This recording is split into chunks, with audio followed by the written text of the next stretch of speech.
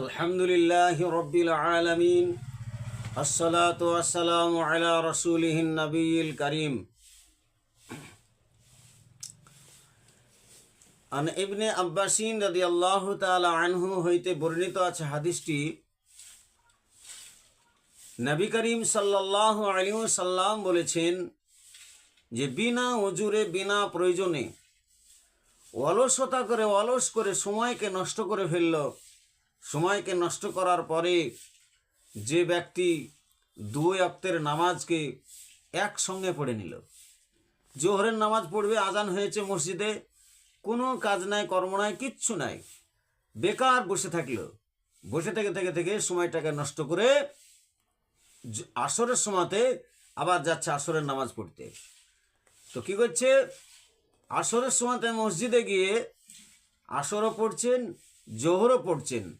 এই অবস্থায় নবীজি সাল্লাল্লাহু আলাইহি সাল্লাম বলেছেন ওর জন্য কি হলো, গুনাহে কাবিরা হলো। যেই গুনাহ আল্লাহ পাক রব্বুল আলামিন তিনি মাফ না করলে পারে ক্ষমা করেন না, তওবা না করলে তিনি ক্ষমা করেন না, সেই গুনাহ শক্ত গুনাহ তার আমলনামায় লেখা হলো। তো মোহতারাম বুজুর্গানের দিন আমরা জেনে শুনে আমরা শয়তানের কুমন্ত্রণায় পড়ে আমরা দুই ওয়াক্ত নামাজকে একসঙ্গে পড়ার চেষ্টা করি। তা আমি বলবো আপনাদের এই হাদিসের পক্ষ থেকে, এই আজ থেকে নিয়ে আমার এই ভিডিওটি যারা দেখবেন, ইনশাল্লাহ আজ থেকে দুই ওয়াক্ত নামাজ আপনারা আর পড়বেন না একসঙ্গে। আপনারা বিনা প্রয়োজনে বিনা উজুরে দুই ওয়াক্ত নামাজ পড়লে কি হবে, শুনলেন হাদিস শরীফের মধ্যে যে গুনাহে কাবিরা হবে। আর আরেকটি কথা, হযরতে আলী রাদিয়াল্লাহু তাআলা আনহু বলেছেন তিনটি কথা। কি? প্রথম নম্বর হচ্ছে কথা এই, যখন নামাজের সময় হবে সঠিক সময় মোতাবেক আমরা সকলে এই নামাজ আদায় করে নিব। আর যখন কোনো মানুষ যদি মারা যায়, কোনো মানুষ মারা যাওয়ার পরে আমরা অনেক সময়তে লম্বা মেয়াদ ধরে আমরা ওই মুর্দাটাকে রেখে দিই। কি জন্য রেখে দিই? আমরা মুর্দাটাকে রেখে দিই, কে কোথায় দূরবিদেশে আপনার আছে, সে কখন আসবে তাকে দেখানোর জন্য আমরা রেখে দিই। আর ওই মুর্দা ব্যক্তির কি হতে থাকে, আযাব হতে থাকে।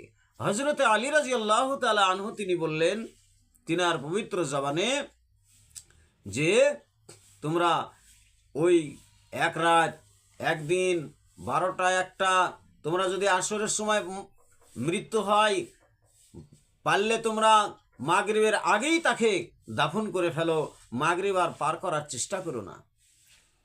নবী হযরতে আলী তিনি এই কথা বললেন নবীজি সাল্লাল্লাহু আলাইহি সাল্লামের হাদিস মোতাবেক। তৃতীয় নম্বরে বললেন যে যদি কোনো বিবাহিতা মহিলা যদি বাড়িতে থাকে, তাদের যোগ্য সময় হয়ে গেছে, টাইম হয়ে গেছে, সুপাত্র ছেলে পাওয়া যাচ্ছে, তার সত্ত্বেও অনেক সময়তে আমরা বিবাহ দিতে চাই না, অনেক সময়তে আমরা বিবাহ দিই না।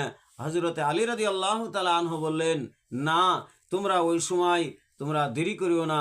যদি তার সুপাত্র যদি মিলে যায় তাহলে তোমরা কি করো, দ্রুত বেগে তোমরা সেই বিবাহিতা নারীর তোমরা বিবাহ দিয়ে দাও।